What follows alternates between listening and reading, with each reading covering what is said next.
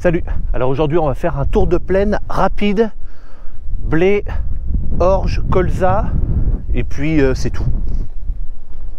Donc voilà l'état des blés à peu près en ce moment.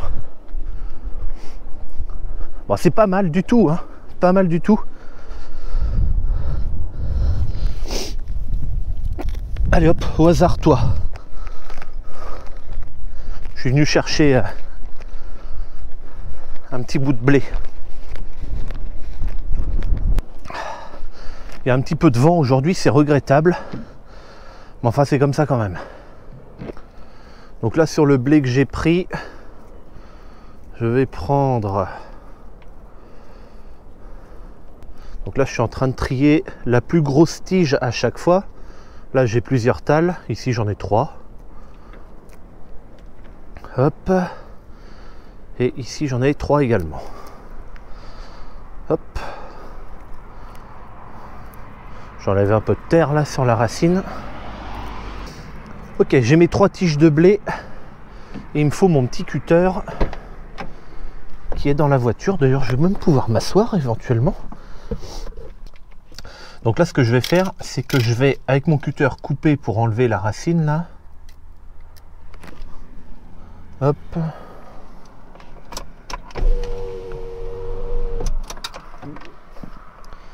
Là, je fais la même chose. Tac. Et sur celui-là, pareil. Tac. Voilà, donc maintenant, en fait, je vais couper dans le sens de la longueur de la tige là. Mon objectif, c'est de savoir où est l'épi. Ok. Donc, bon, là, je le vois clairement. Tu vois, ça m'a fait 2 morceaux. Je le vois clairement mieux sur celui qui est droit. Donc, celui-là, je vais le virer. Je vais le poser à côté. Je vais faire la même chose pour les 2 autres. J'ai mes 3 tiges de blé. Alors je vais te faire une photo avec mon téléphone parce qu'avec la caméra on verra rien, mais alors rien du tout. Ce que j'essaye de chercher là, c'est de savoir où est l'épi dans la tige. L'épi de blé, en fait, il apparaît pas comme par magie à la fin et il sort. Il part vraiment de la base du pied et il va remonter dans la tige et grandir en même temps jusqu'à sortir à la fin. Mon objectif là, c'est de savoir où est-ce qu'il est rendu parce qu'il y a un stade qui s'appelle le stade épi 1 cm. Ça veut dire tout simplement que l'épi, quand on prend le blé debout comme ça, ben, il a remonté d'1 centimètre dans la tige. Tout simplement. Celui-ci, il est à 1 cm, les 2 autres là n'y sont pas. Et pourtant, tu as vu, hein, j'ai pris les 3 pieds, je les ai arrachés au même endroit. Bon, les autres ils sont pas, mais ils sont à 7 mm peut-être, 7-8. Bon, de toute façon tu as vu la photo. C'est pas le premier champ qui a été semé, celui-ci. Et là je le fais pour ce champ là pour te faire voir. Je vais aller le faire aussi par exemple dans le dernier champ qui a été semé pour voir un peu la différence. Et puis je le ferai aussi dans une 3e parcelle où la terre est pas tout à fait la même, peut-être un peu plus froide aussi. Ça vaudra le coup d'y regarder. Je vais pas faire ça dans cette vidéo parce que à chaque fois c'est la même chose. Donc voilà, au pire le stade sera différent et c'est tout. On va aller voir les colzas. Donc je viens de me rendre compte que j'avais oublié de dire pourquoi ce stade épi 1 cm là. C'est un stade où le blé a besoin qu'on lui apporte à manger, tout simplement. Donc ça va déclencher moi un passage d'engrais. Voilà, c'est un stade très très important, le stade épi 1 cm, c'est quasiment le moment où il a besoin le plus d'engrais. Voilà, donc là on est arrivé dans les colzas, et bon, c'est horripilant parce que je crois que c'est la 2e fois de suite où je fais une vidéo tour de plaine, et il pleut, il y a du vent, et puis voilà, et ça me fait chier, parce que j'aurais voulu faire voir des trucs, et puis... Bon, en attendant, c'est ma parcelle de colza. Je me suis arrêté à peu près au milieu. Elle est en train de redevenir vraiment homogène. En fait, si tu veux, quand le colza levé, il était plutôt joli, belle levée, machin. Ensuite, j'ai eu des zones qu'on merdait un peu. Enfin, le champ était en train de devenir un peu hétérogène. Et là, ça y est, là, j'ai soldé mes passages d'engrais dedans. Depuis que j'ai mis l'engrais, ça lui a vraiment fait du bien. Je lui ai mis également de la nutrition foliaire, notamment du bore et du molybdène. Et si tu as suivi mes vidéos, tu le sais parce que je l'avais fait voir en vidéo. Donc ça s'arrange franchement bien, vraiment vraiment bien. Je suis super content. Le dernier passage d'azote était il y a, à mon avis, il commence à peine à prendre le deuxième passage d'engrais là. Donc le stade de mon colza, c'est alors je me rappelle plus si c'est D1 ou 2 là. Enfin ça doit être par là. Pourtant c'est les boutons à coller. Donc en fait le colza a les feuilles grosso modo droit pointé vers le ciel. Il pousse. Il est vraiment en train de s'allonger vers le haut. Les boutons floraux sont sortis et ils sont accolés. Voilà. Alors certains de mes colzas, parce que bon, il y en a des comme ça qui sont accolés, d'autres où les boutons commencent à se décoller, donc à s'écarter les uns des autres.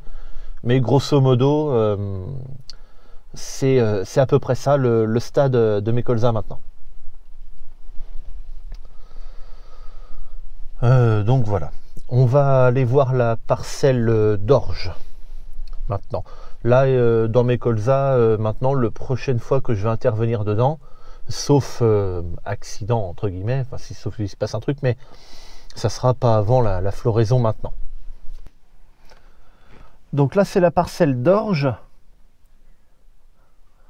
Tout ça, là, sauf au fond, là-bas, là, c'est de l'herbe, ça. Elle est pas mal. Pas mal du tout, même. Il y a une petite bande claire ici, là, c'est le passage d'engrais. Je sais pas comment je me suis démerdé. J'ai fait... ça s'est pas rejoint comme il faut. Bon, peu importe, c'est pas très grave, ça. Il y a eu un seul passage d'engrais ici. Donc là, c'est pareil, il va y avoir bientôt un passage d'engrais. C'est pas de l'orge pour faire de la bière, ça. C'est pas de la brassicole. Donc mon objectif... Là, ici, j'ai un objectif de rendement et de protéines.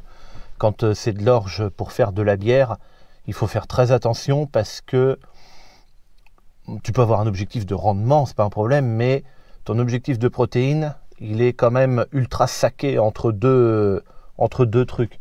Tu dois vraiment respecter, pas être en dessous ou au-dessus du taux, de la plage de taux qui est pas très grande, cette plage en plus.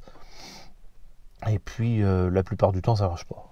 Enfin, si, ça marche bien, mais pas toujours.